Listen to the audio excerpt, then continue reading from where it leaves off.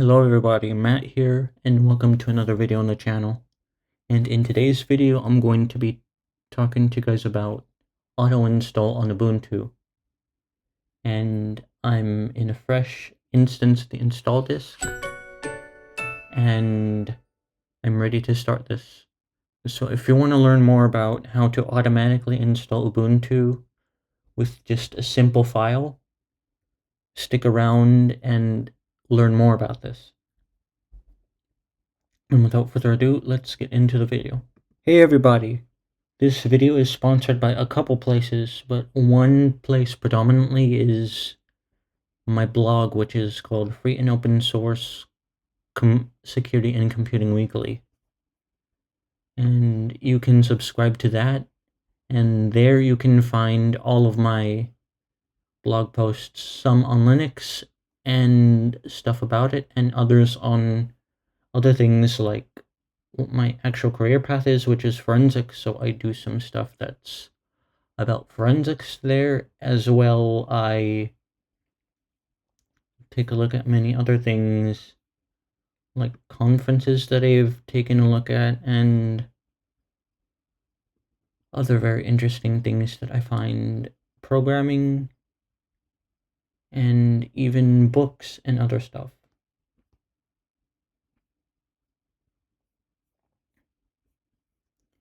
And so if you're interested in reading some of the writing that I do on the side of this channel and having a weekly newsletter based on the stuff that I release on this channel or something very close to it, you can take a look at this blog and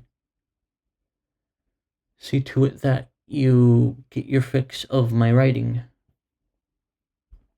And we can get into the video now, so see you in the video. Okay, now that we're started into the install disk, I just need to click a few buttons. So just keep my language, keep my keyboard type, that. And for this, you can choose to update it or not update it. No matter what you do, it'll be fine. But I'll just keep it like that now. Install Ubuntu is what we're gonna do. And since we are in the 2404 disk right now, because at the time of making this video, I can't get onto the Ubuntu site to download 26, we have to set up a server on our computer in order to serve ourselves the auto install file.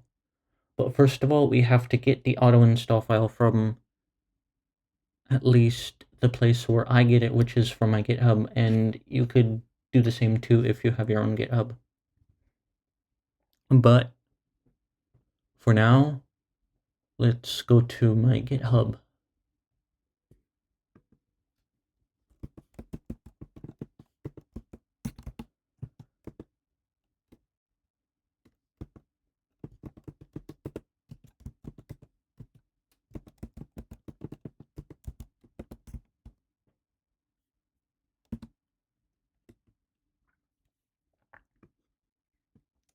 And now go into my repositories and right here to the auto install repository. Click on the file and download it to downloads.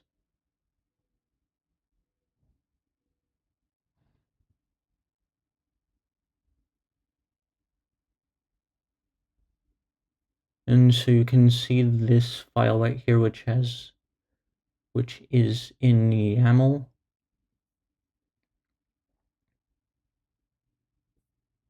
And I'll just go ahead and explain it really quick. So in order to begin the file, you have to have these two lines, which are cloud init, which is the type of file it is. And much like some C files, like C header files or C files in general, that have something like this at the beginning, you have to include that in order for the parser program to know what type of file it is. And auto install is the actual type of file. And this version 1 specifier right here is going to be just like that version 1, because there's no other type of version for this. And there are many more things to specify here, but for now this is going to be fine for a virtual machine which I'm in. But if, say, in this user data section, if you want to specify more users, you can go ahead and do that, like I did here with default and another name, and just specify all the qualities of the users, like the shell that they have, the groups that they're within, and their sudo permissions, as well as you can also define SSH keys. Yeah, I might make a video on that, or just direct you guys to Autoinstall documentation.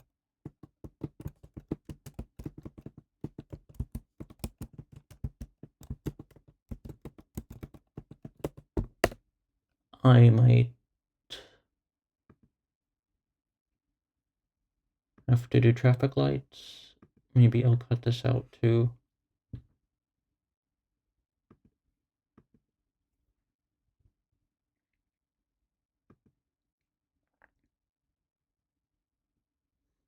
Okay, so at the time that I'm doing it, I thought the site was down, but the site is in fact up. So there's an exhaustive list of all the things that you could put here, and it's a pretty long page that I wrote a detailed blog on. So like things that I have in my auto install file are time zone specific information. I don't have kernel crash dumps on there. I don't have anything about the kernel. I have a few packages to download. I have some snaps to download as well. I don't have OEM, or I think I do have drivers and codecs there. I do have SSH, I think.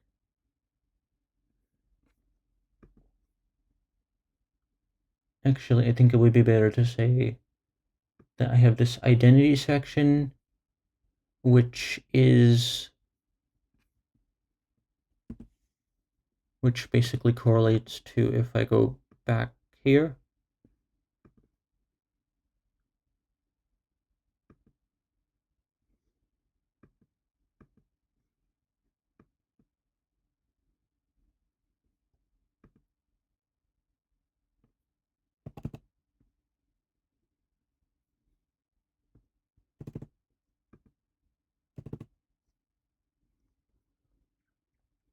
so this identity section is tied to what you create right here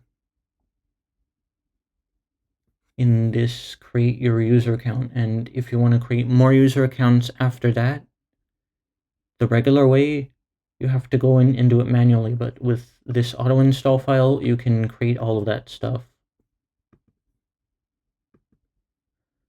Not very interactively.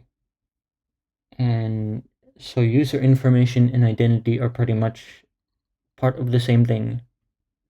And for SSH, what you can do is install the server, as well as specify some keys, and say whether or not you want password. So in this case, I have my password as true, and that will allow me to have a password on my SSH server. But you can opt to not do that and have only SSH keys be used. And you can specify your locale if you know your locale. Your time zone, you should know your time zone. And also the keyboard that you have, you also probably know that. And I could do a whole video about how to partition your storage here.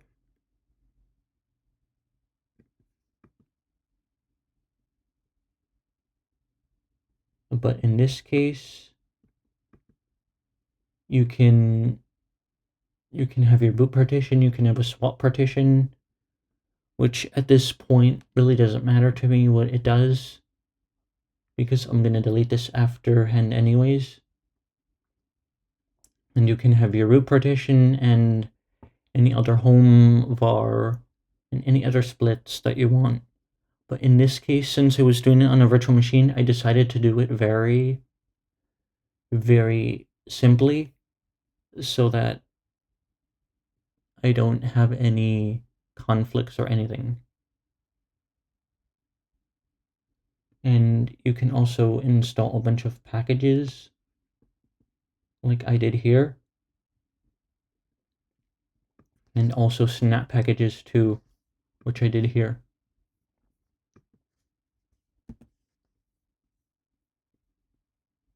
So I'm going to open a terminal at this point because I've yapped on a little bit too long. And then cd into my downloads directory.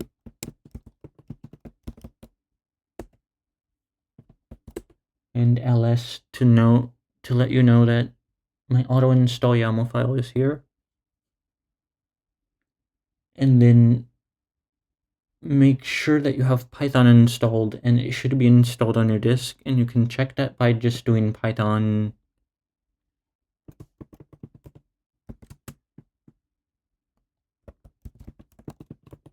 Python 3 -- version, and yes, you're at Python 3.12.3.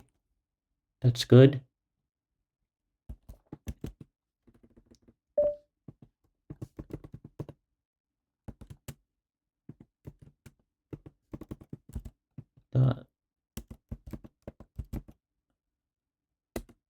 Or HTTP, it's http.server.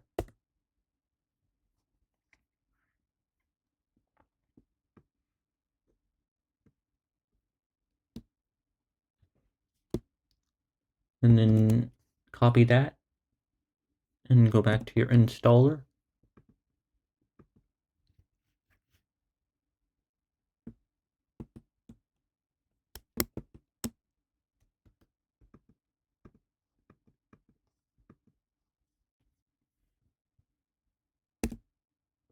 Okay, it didn't work like I expected it to.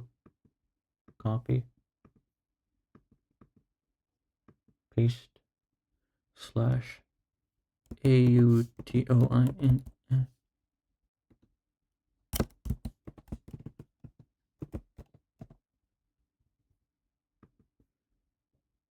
Okay, that should be correct. And let it validate. And it's preparing Ubuntu. And we will let that do its thing, and we will be back when it inevitably finishes and we're able to restart into an actual Ubuntu instance.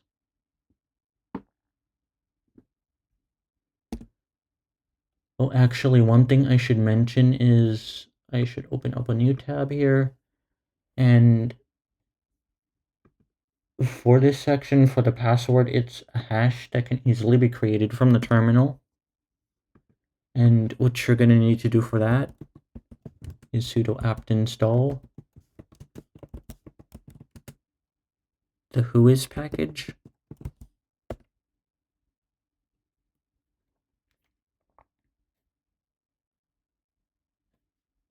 And then mkpasswd. And it's always going to make a new hash, but the hash that, or the password that I used for that is what I believe is test. And it gave me this hash. And that should be the correct hash.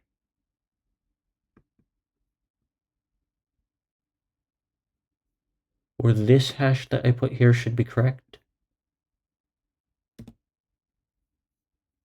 And if I can't get into my VM whenever I'm done, whenever this is done, then I use the wrong password.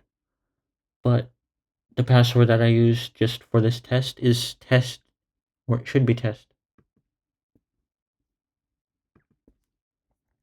And so it's getting everything, and I will stop the video and stop yapping and let this do its thing.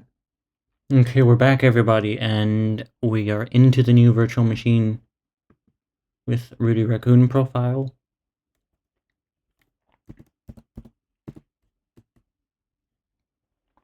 And yes, the password was test, and we have Ubuntu successfully installed with 2404.4 LTS. We're going to skip that for now. We're going to help improve Ubuntu. And that is that. So I have really not much else to say, other than that I'm going to link my auto install file inside the description. And you can use my auto install file and modify it to however you like, or you can create your own auto install file if you'd like. But no matter what you do, you too can have an automatically installed system with auto install, and it'll be interesting and it'll be fun to do for you. So with all of that being said, I hope you enjoyed this video, and I hope you take a look at that documentation and learn how to auto install Ubuntu on your own. And yeah. So until next time, this has been Matt talking about auto install, and Matt out.